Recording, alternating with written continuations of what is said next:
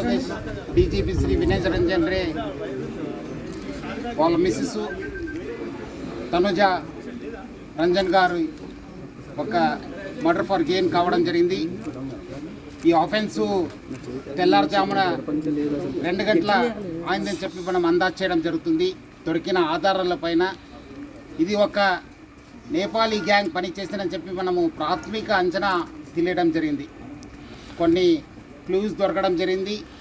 ఆ clues ఆధారపైన police teams కూడా work out కావడం జరుగుతుంది. సో ముఖ్యంగా ప్రజలందరూ కూడా కోరుతున్నాను, మీరందరూ కూడా మీ ఇంట్లో మనం చాలా గత ఒక 2 నెలల నుంచి ప్రజలందరూ కూడా అప్రమత్తం చేస్తున్నాం. ఈ నేపాలీ గ్యాంగ్స్ వల్ల అప్రమత్తం ఉండండి అని చెప్పి మన దగ్గర కాకుండా బెంగళూరు, బాంబే, పుణే దేశవ్యాప్తంగా చాలా చోట్ల కూడా ఈ ఒక నేపాలీ గ్యాంగు ప్రాపర్టీ ఆఫెన్స్ చేయడం జరుగుతుంది. ఇంట్లో ఎవరు లేనప్పుడు లేదంటే ఏదో ఫంక్షన్ వెళ్ళినప్పుడు ఇలాంటి నేరాలకి పాల్పడుతున్నారు. ఇక్కడిక్కడ మన రిటైర్డ్ డీజీ గారు బయటికి వెళ్ళినప్పుడు వేరే ఊరికి వెళ్ళినప్పుడు ఈ ఒక ఆఫెన్స్ జరగడం జరిగింది. పిల్లలు పైన ఉండడము, మేడం కింద ఉండడంతో పైన ఉన్న పిల్లలకి తెలియలేదు. సో బయట నుంచి వచ్చి ఇక్కడ ఇంట్లో పనిచేసే ఒక లేడీతోని వాళ్ళు కాంటాక్ట్ పెట్టుకొని ఈ నేరానికి పాల్గొన్నారని చెప్పి మనకు ప్రాథమికంగా తెలుస్తుంది. మన సీనియర్ ఆఫీసర్స్ అందరూ కూడా దీనిపైన ప్రత్యేక శ్రద్ధ పెట్టేసి డెఫినెట్లీ ఈ గ్యాంగ్ని పట్టుకోవడానికి కృషి చేయడం జరుగుతుంది. ఇప్పుడే మన రాష్ట్ర డీజీపీ సివి ఆనంద్ గారు, అట్లానే మన DGP law and order Mahesh Bhagwat గారు అందరు కూడా ఈ యొక్క సీన్ని విజిట్ చేయడం జరుగుతుంది. డెఫినెట్లీ ఈ కేసుని డిటెక్ట్ చేయడానికి మనము ప్రయత్నం చేయడం జరుగుతుంది. పబ్లిక్ ఎవరు కూడా ప్యానిక్ కావద్దు. మీ ఇంట్లో ఉన్న, ఎందుకంటే మార్నింగ్ కూడా చాలామంది నాకు ఫోన్ చేశారు, మన ఇంట్లో నేపాలీస్ ఉన్నారు సార్, ఎట్లా సార్ అని చెప్పి.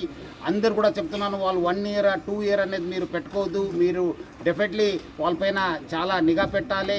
అట్లానే మీరు బయటకు వెళ్ళినప్పుడు మీరందరూ కూడా సేఫ్టీ మెజర్స్ తీసుకుని బయట వెళ్ళాలని చెప్పి కోరుతున్నాను. సో డెఫినెట్లీ ఈ కేసుని హైదరాబాద్ సిటీ పోలీస్ చాలా సీరియస్గా తీసుకొని డెఫినెట్లీ డిటెక్ట్ చేయడానికి కృషి చేయడం జరుగుతుంది. సార్ ఇంట్లో బయట కానీ సీసీ కెమెరాలు ఏం లేవా? ఉన్నావు డెఫినెట్లీ ఆధారాలు దొరికినావు.